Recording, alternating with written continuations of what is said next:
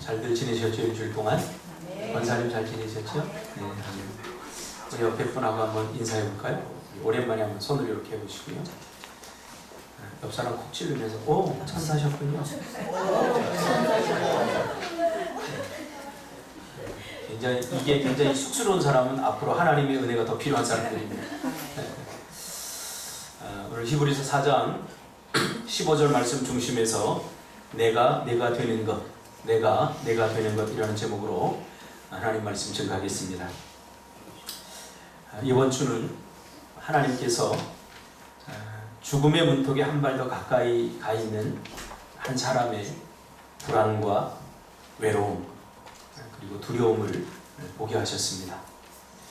이번 주 화요일에 췌장암 3기이신 저희 장인 어른께서 항암 치료를 할 수 있는지 없는지 진단을 하는 날이라 인천으로 향했습니다. 요즘 하나님께서 자꾸 저의 마음을 처갓댁으로 또 저희 발걸음을 자꾸 처갓댁으로 이렇게 옮기게 하십니다. 예전 같으면 1년에 한두 번 갈 양인데 이미 1년분을 제가 훨씬 넘겼어요. 진단을 마치고 오신 아버님께 평소에 좋아하셨던 갈비탕을 대접하고 집으로 돌아와 이제 비행기 시간이 임박했기에 간절히 아버님의 손을 붙들고 기도했습니다. 그러나 기도하면서 저희 아버님이 이 기도에 위로를 받지 못하고 있다는 사실을 제가 느끼게 되었습니다. 죽음의 증상이란 아무리 사랑하는 사람일지라도 오롯이 혼자서 겪어낼 수밖에 없는 일이라는 사실을 알게 되었습니다. 저희 장모님이 저희 장인어른을 되게 사랑하시거든요. 너무너무 사랑하는 게 눈에 보이는데 그럼에도 불구하고 이 죽음 앞에 가까이 가면 사랑하는 사람도 함께 할 수 없는 고통과 아픔이 외로움이 있다는 것을 제가 발견하게 되었습니다. 내가 아버님을 찾아가서 간절히 기도하고 또 기도해주고 대접해주는 것만으로는 위로받지 못하고 있는 거죠. 저희 아버님은 또 다른 차원의 위로가 필요해 보이는 듯 했습니다. 내 기도와 위로에 아버님은 이렇게 반응하는 것 같았습니다. 너 암에 걸려봤어? 췌장암 3기 걸려봤어?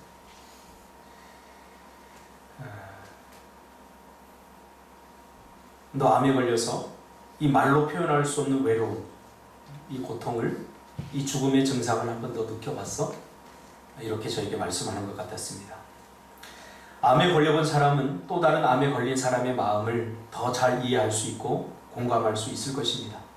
만약 내가 암에 걸려본 경험이 있다면 저희 아버님을 더 깊이 이해하고 그의 마음을 헤아려 줄 수 있었을 것입니다.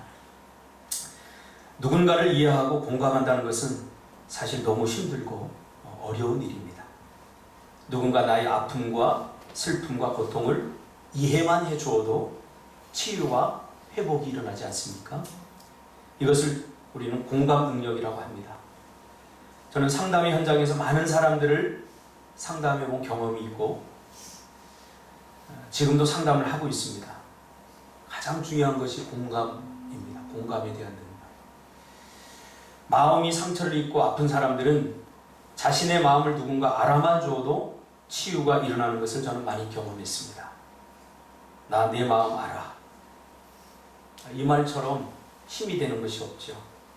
이 말이 전인격적으로 느껴지고 전인격적으로 공감되어질 때 치유가 일어나고 회복이 일어나는 거죠. 저 사람은 도대체 왜 그럴까? 아직 이해가 안 된 것입니다. 공감이 안 된 것이죠. 이 자세를 버리고 그럴 수도 있다는 마음을 가져야 됩니다. 그가 옳기 때문이 아닙니다. 예수님은 우리가 옳았기 때문에 구원해 주신 것이 아닙니다.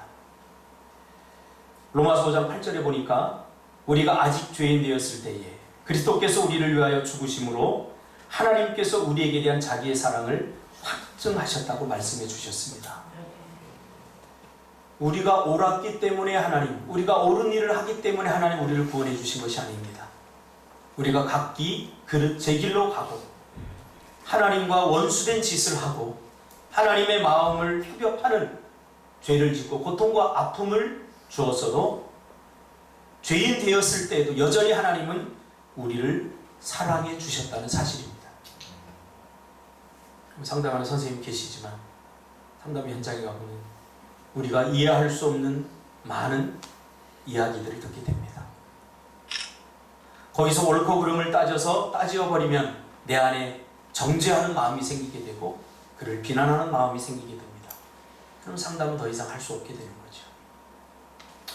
예수님도 우리 앞에 우리를 놓고 볼 때 우리를 정말로 제대로 들여다보고 사랑하는 마음이 없었다면 과연 우리가 구원받을 수 있었을까? 다시 한번 생각해 봅니다. 우리는 이웃을 이러한 마음으로 대해야 됩니다. 꼴 보기 싫은 사람들, 눈에 가시 같은 사람들, 저런 사람과 함께하고 싶지 않아 하는 사람들을 우리는 옳고 그름의 잣대를 내려놓고 이 예수님의 마음을 품고 아직 죄인 되었을 때에 우리를 사랑해 하신, 사랑을 포기하지 않은 그 마음을 가지고 우리 이웃을 대해야 됩니다. 그리고 우리가 첫 번째로 대해야 될 첫 번째 이웃은 우리의 가족입니다. 사실 우리는 죄라는 불치의 병에 걸렸던 사람들입니다. 그러나 예수님의 이 공감으로 구원이 시작되었음을 우리는 잊어서는 안 됩니다. 오늘 본문이 뭐라고 이야기합니까? 우리에게 있는 대제사장은 바로 예수님을 말씀하고 있죠. 우리의 연약함을 동정하지 못하실 이가 아니요, 이렇게 말하고 있습니다.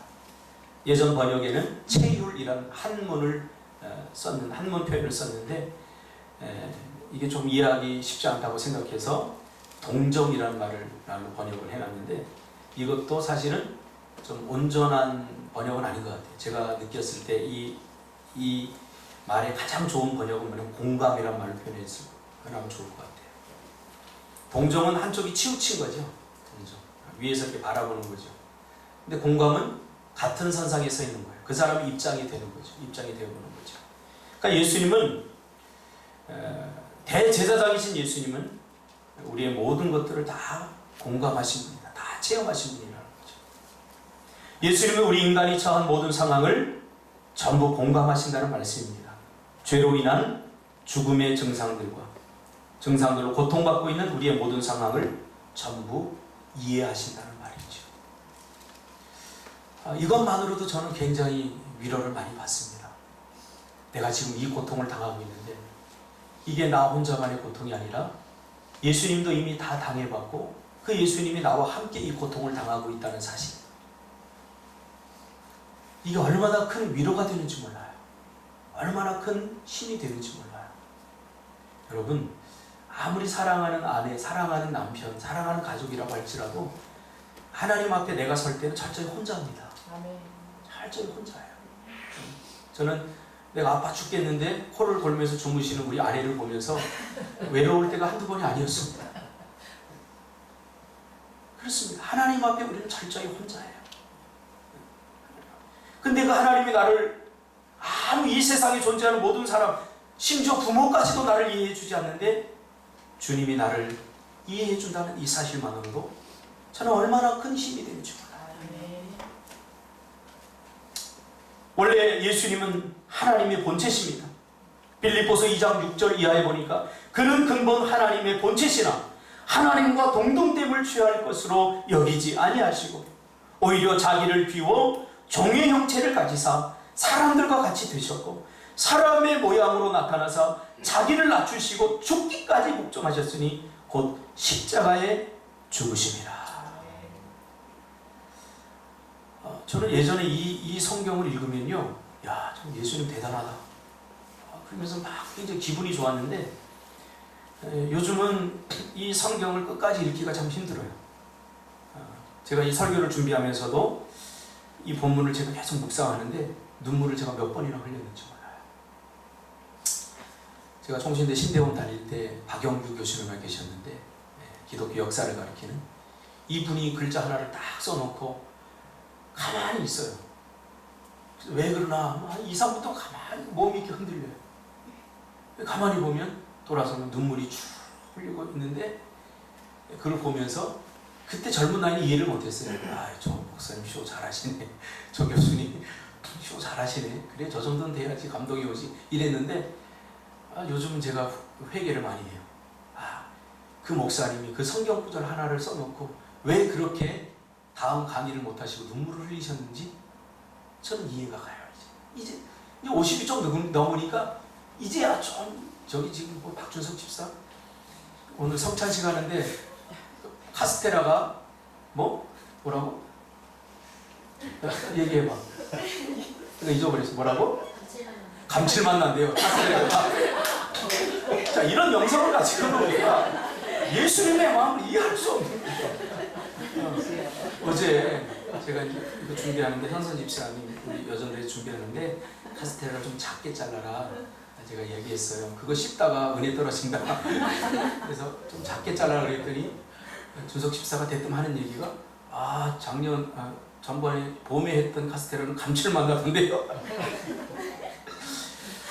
뭐 이런 사람 앞에서 내가 예수님의 몸, 예수님의 피 이야기하는 것 자체 굉장히 아이러니합니다. 요즘 저는 이 하나님의 말씀, 성경을 읽을 때마다 그냥 이거 읽어지지가 않아요. 하나님의 본체이신 예수님이 인간의 시간 속으로 들어오셔서 인간이 되셨고 그 무한하시던 분이 유한해지셨다는 거예요. 육체에 철저히 갇히게 됐다는 거예요. 피곤한 근육과 무거운 눈꺼풀과 모든 일들의 제약을 받으셨다는 거예요. 완전히 인간이 되셨다는 거죠. 얼마나 답답하셨을까요? 왜 그렇게 하셨어요? 사랑 때문에. 예수님이 우리를 구원하신 것은 사랑입니다. 다른 말로 어떻게 표현할 수 없습니다. 이것을 은혜라고 합니다. 은혜란 받을 자격이 없는 자에게 거저 주시는 하나님의 거부할 수 없는 무조건적인 사랑입니다. 이 사랑 안에 뭐가 있습니까? 공감이 있어요. 공감. 사랑하면 공감하게 돼요. 화성 부녀자 사건 여러분 잘 아시죠? 만약 내 자녀가 그렇게 됐다면 저는 가만히 있지 못할 것 같아요. 근데 그 어머니가 하는 이야기 제가 들었어요. 우리 자식은 착한데 이 이야기를 듣고 사람들이 더 막 힘들어하죠. 어떻게 저런 사람은 착하다고 말할 수 있을까? 그러나 저는 어머니의 입장에서 한번 공감해 봤어요. 그 사람이 한 행위가 옳은 게 아니라 저는 어머니의 마음이 느껴지더라고요.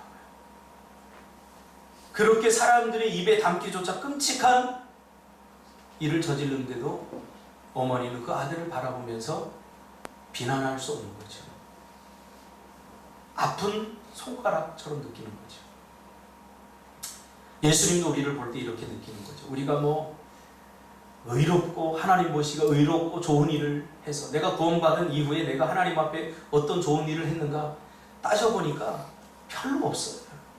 그런데도 하나님은 나를 포기하지 않고 여전히 사랑해 주신다는 거죠. 여러분, 이 사랑이 회복되기를 주님의 이름으로 축복합니다. 이 사랑이 없으면 우리가 하는 모든 행위는 종교 행위가 됩니다. 그리고 내가 하나님 앞에 하는 모든 사역은 자기의가 됩니다. 그 자기의가 대해서 사람들을 비난하고 그렇게 하지 못하는, 그렇게 살지 못하는 사람들을 향해서 공격을 하게 됩니다. 예수님은 우리를 사랑하셨기에 우리의 모든 처지를 공감하시고 내가 사랑하는 이 사람들을 그냥 놔둘 수 없다고 생각해서 그 높고 높은 보좌를 버리고 이 땅에 인간의 몸을 입고 오셨다는 겁니다. 이것이 구원 사건입니다. 구원의 시작이고 복음의 시작, 선교의 시작은 바로 이 공감에서 시작되며 내가 됨에서 시작이 되는 거죠. 사역을 잘하는 선교사들을 보면 특징이 하나 있어요. 제가 선교지를 가면서 그들은 철저히 그곳 사람이 되어 있더라고요.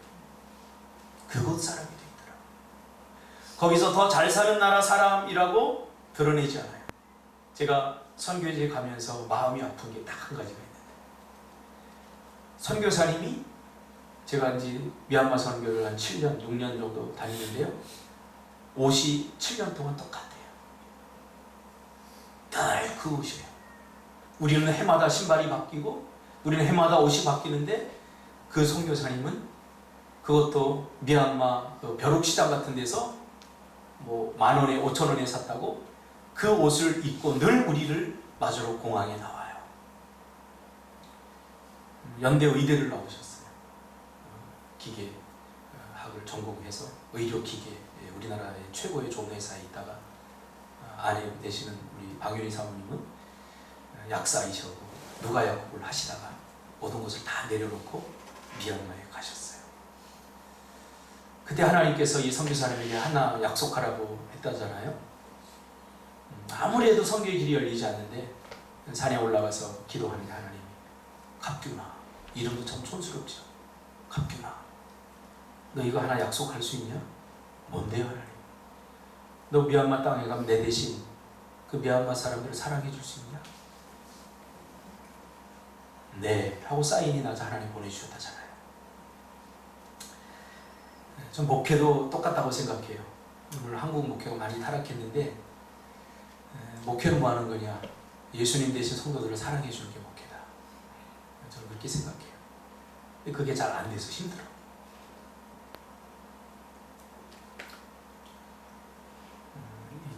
빵이 감칠을 만난다고 그럴 때 바로 내가 정지하게 돼요. 저 인간 좀 멋지죠? 내가 지금 10몇 년 동안 내가 가르쳤는데 예수님의 몸을 상징하는 이 빵을 보고 감칠 만난다고? 참 이게 쉽지 않아요. 참 힘들어요. 아직도 내 의가 이게 자꾸 살아나요. 하나님은 우리의 공감 능력을 사용하시기를 원하십니다. 성숙한 그리스도인들은 하나같이 공감 능력이 뛰어난 사람들입니다. 그러나 미숙한 사람일수록 공감 능력이 부족합니다. 공감 능력이 부족하면 누군가 이해하고 그를 돕고 그의 입장에서 도우려고 하기보다는 자꾸 이해만 받으려고 하고 사랑만 받으려고 하고 누군가의 마음을 헤아리고 그를 위해서 자신을 내어주기보다 누군가 나의 마음을 알아줬으면 좋겠고 나를 이해해줬으면 좋겠다고 응석을 부리게 됩니다. 누가 나를 사랑해 주기를 바라는 거죠. 내가 사랑해 줘야 되는데. 암에 걸린 사람에게 진정한 위로는 같이 암에 걸려주는 것입니다. 그러나 같이 암에 걸린다고 치유되는 것은 또 아닙니다. 우리는 그렇게 할 수 없기 때문이죠. 그러나 주님은 그렇게 하셨습니다. 암에 걸린 사람, 죄라고 하는 암에 걸린 우리를 구원해 주시기 위해서 친히 죄라고 하는 암에 걸리셔서 십자가에 달리셔서 죽으셨습니다. 그러나 예수님은 죽음으로 끝난 것이 아니라 다시 살아나셔서 죽음의 증상에 빠져있는 사람들의 소망이 되셨습니다. 십자가가 위대한 이유가 바로 여기 있습니다. 우리 십자가만을 자랑해야 됩니다. 십자가 외에는 다 내려와야 됩니다. 우리 십자가만을 자랑해야 됩니다. 이것이 바로 복음이기 때문이죠. 십자가가 복음인 거예요. 이 복음을 깨달았던 사도 바울은 빌립보서 3장 10절에서 이렇게 고백합니다. 내가 그리스도와 그 부활의 권능과 그 고난에 참여함을 알고자 하여 그의 죽으심을 본받아 어떻게 해서든지 죽은 자 가운데서 부활에 이르려 하노니. 우리는 그 십자가의 사랑으로 구원받은 사람들입니다. 이제 우리는 예수님처럼 내가 되어야 되는 사람들입니다. 불행해지려면 내가 되었으면 좋겠다 이렇게 생각하고 살면 불행해집니다. 평생 이해받으려고 하고 평생 사랑받으려고 하고 평생 누군가 내 마음을 좀 이해해줬으면 좋겠다 이렇게 살면 그 사람은 늘 불안하고 늘 두렵고 행복할 날이 하나도 없을 겁니다. 그러나 바꾸면 내가 저 사람의 입장이 되어보고 저 사람을 내가 더 많이 사랑해주고 이해해주고 감싸주고 덮어주는 그 사람은 오히려 우리가 인간적으로 볼 때 더 불행할 것 같은데 더 행복해요. 이건 제 삶이에요. 저는 집사람과 결혼할 때 우리 집사람이 결코 녹록지 않은 삶을 살았어요. 이렇게 보면 부잣집 딸처럼 보이지만 마음의 아픔과 상처가 많았어요. 뭐 상처 없는 사람 어디 있겠습니까? 뭐 저 역시도 그랬기 때문에. 그래서 저는 결혼할 때부터 그렇게 마음 먹었어요. 내 동생처럼 사랑해줘야 되겠다. 지금까지 살아오면서 싸워도 제가 먼저 항상 잘못했다고 그랬지. 내가 잘못 안 했는데도 저는 내가 잘못했다고 항상 여보 미안해 이렇게 했지. 그게 난 남자라고 생각을 하고, 그래서 항상 내가 먼저 여보 미안해 그랬어. 미안해. 어떨 때 뭐 여기 뭐가 올라와요. 왜 내가 이렇게 살아야 되지? 근데 그렇게 사니까 좋은 게 있는데 뭐냐면 내가 참 행복해요. 그러면 여보 내 미안해 내가 잘못했어 이렇게 하면요 저쪽에서는 그래 앞으로 잘해 그러지 않아요. 내가 더 미안한 것처럼 그날은 반찬도 좀 좋아지고 더 뭔가 이렇게 정서적으로 친밀감을 느끼는 것을 보게 됩니다. 신인 하나님이 인간이 되어서 우리를 구원해 주셨듯이 구원의 은혜를 경험한 우리가 내가 되어준다면 기꺼이 그곳에 구원의 은혜가 임할 수 있음을 저는 확신합니다. 최장암 3기 인간적으로 이제 다 내려놔야 될 시점인데 참 마음이 안타까워요. 이 어른에게 제가 빨리 복음을 전해야 되는데 명색이 목사 아닙니까? 사유가 목사인데 이거 목사 사위를 둔 이 아버지가 그냥 돌아가시게 내버려둘 수 없어서 정말 절박해요. 간절해요. 근데 갈 때마다 느끼는 게 절벽을 느껴요. 이 복음을 전해야 되는데 막 부딪혀와요. 그 복음의 접촉점을 만들기 위해서 가서 막 다리도 주물러 주고 좋은 얘기 아버지 힘내시오 별 얘기를 하지만 역시는 벽을 느껴요. 근데 이번 주에 갔다 와서 새벽에 제가 하나님 이거 내 힘으로 안 됩니다. 이거 어떻게 해야 됩니까? 하나님 앞에 기도하는데 하나님이 신락 같은 희망을 주시더라고요. 그 마음의 문을 열 수 있는 키를 저에게 주셨어요. 할렐루야. 네. 여러분 그냥 우리가 할 수 있는 것은 아무것도 없습니다. 제가 이렇게 다리 주물러 주니까 그렇게 좋았던 모양이에요. 야, 박 목사 그 손 힘이 왜 그렇게 좋아? 나한테 그러더라고요. 죄송합니다. 집사람이 저한테 이 얘기 하지 말라고 그러는데 제가 옛날에는 갈 때 저한테 뭐라고 그랬냐면요. 이 새끼 술도 안 사고 그랬던 거예요. 근데 지금은 박 목사. 심지어 제가 이제 오는데 우리 장모님도 박 목사 이렇게 부르더라고요. 아, 이분들이 원하는 거는 다른 게 아니구나. 이빨엔 소리, 이빨엔 복음이 아니구나. 복음의 삶을 원하시는구나. 다시 한번 깨닫게 됐습니다. 이제 우리는 내가 되어주기를 바라지 말고 내가 되어줍시다. 한번 예수님처럼 예수님은 신인데도 불구하고 그거 다 내려놓고 오셨잖아요. 저 사람 왜 저래? 저 사람 나 이해할 수 없어. 이제 그렇게 다가가지 말고 한번 그 사람의 입장이 되어봅시다. 왜 나를 이해해주지 않는 거야? 왜 나는 힘든데? 왜 나는 힘든데 이렇게 다른 사람들이 나를 이해해주지 않는 거야? 이제 이렇게 다가가지 말자고요. 여러분 나만 힘든 게 아니에요. 생각해보면 나만 어려운 게 아니에요. 이게 다 멀쩡하게 있지만 우리 다 나름대로 아픔을 갖고 있어요. 서로 위로해 주려고 하고 서로 예수님의 마음으로 다가가 주려고 그러죠. 나만 힘들다고 외치지 마세요. 굉장히 미성숙한 거 아닙니까? 이제는 너의 아픔을 좀 보듬어 봅시다. 너의 힘듦을 좀 보듬어 봅시다. 그것이 복음이고 그때 놀라운 기적이 일어날 줄 믿습니다. 그렇다고 나 힘들다고 외치는 사람들 우리가 외면하지 마시고요. 그런 분들은 그 정도 수준밖에 안 되기 때문에 또 더 성숙한 사람들이 더 가서 손이라도 잡아주고 이렇게 해야 돼요. 제가 목회를 하면서 참 아이러니한 것 중에 하나가 뭐냐면 나는 죽겠는데 나는 정말 힘들겠는데 별것 아닌 거 가지고 와서 성도들이 나한테 눈물을 짜면서 이렇게 상담을 요청하면 이거 참 나는 도대체 어디 가서 털어보는 거야? 내 문제에 비하면 저 아무 문제도 아닌데 눈물을 짜면서 막 죽을 것까지 그렇게 통곡하는 걸 보면 참 서운할 때도 있어요, 사실. 근데 이것이 사역이잖아요, 이것이. 또 그들을 위로하다 보면 내 더 큰 문제도 하나님께서 어루만져 주는 걸 저는 너무 자주 경험했습니다. 그러니까요, 여러분, 다른 사람 좀 미숙한 사람들이 와서 나에게 막 털어놓고 그러면 내 문제가 더 크더라도 다 들어주시고 다 격려해 주시고 위로해 주시고 지지해 주세요. 그러면 내 문제는 하나님이 다 위로해 주시고 하나님이 채우시고 하나님이 다 하시더라고요. 할렐루야. 기도하겠습니다.